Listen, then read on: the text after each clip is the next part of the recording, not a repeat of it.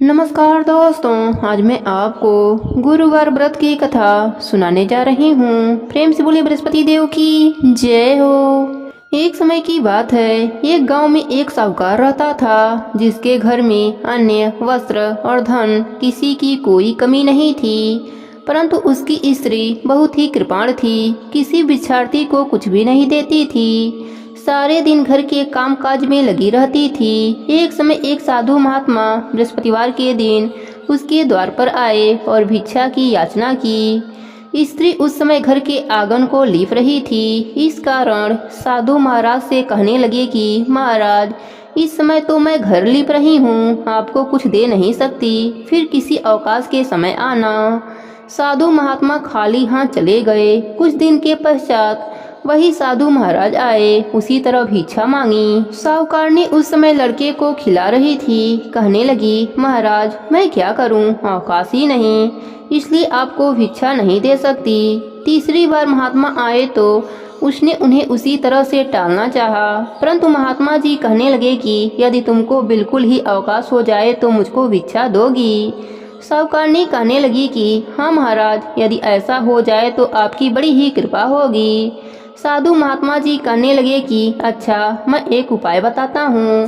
तुम बृहस्पतिवार को दिन चढ़ने पर उठो और सारे घर में झाड़ू लगाकर कूड़ा एक कोने में जमा करके रख दो। घर में चौका इत्यादि मत लगाओ। फिर स्नान आदि करके घर वालों से कह दो उस दिन सब हजामत अवश्य बनवाएं। रसोई बनाकर चूल्हे के पीछे रखा करो, सामने कभी न रखो। सायंकाल को अंधेरा होने के बाद दीपक जलाया करो तथा बृहस्पतिवार को पीले वस्त्र मत धारण करो, न पीले रंग की चीजों का भोजन करो। यदि ऐसा करोगे तो तुमको घर का कोई भी काम नहीं करना पड़ेगा। साहूकारनी ने ऐसा ही किया। बृहस्पतिवार को दिन चढ़े उठी, झाड़ू लगाकर कूड़े को घर में जमा कर दिया। पुरुषों ने हजामत बनवाई, भोजन बनाकर चूल्हे के पीछे रख दिया। वह सब बृहस्पतिवारों को ऐसा ही करती रही।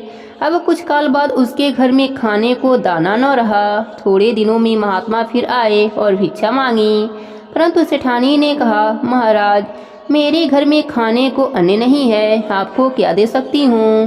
तब महात्मा ने कहा कि जब तुम्हारे घर में सब कुछ था तब भी तुम कुछ नहीं देती थी, अब पूरा पूरा अवकाश है तभी भी कुछ नहीं दे रही हो, तुम क्या चाहती हो वह कहो। तब सेठानी ने हाथ जोड़कर प्रार्थना की, महाराज अब कोई ऐसा उपाय बताओ कि मेरा पहले जैसा धन्य धन हो जाए।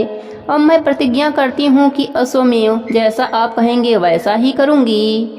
तब महात्मा जी ने कहा, बृहस्पतिवार को प्रातः काल उठकर स्नान आदि से निवृत्त होकर विष्णु भगवान की पूजा करो। साथ ही पानी में हल्दी डालकर केले के पेड़ को सींचो। घर के पुरुष हजामत न बनवाएं। भूखों को अन्न जल देती रहा करो। ठीक सायंकाल दीपक जलाओ। यदि ऐसा करोगी तो तुम्हारी सब मनोकामनाएं भगवान बृहस्पति देव की कृपा से पूर्ण हो जाएंगी। सेठानी ने ऐसा ही किया और उसके घर में धन्य धन वैसा ही हो गया जैसा कि पहले था।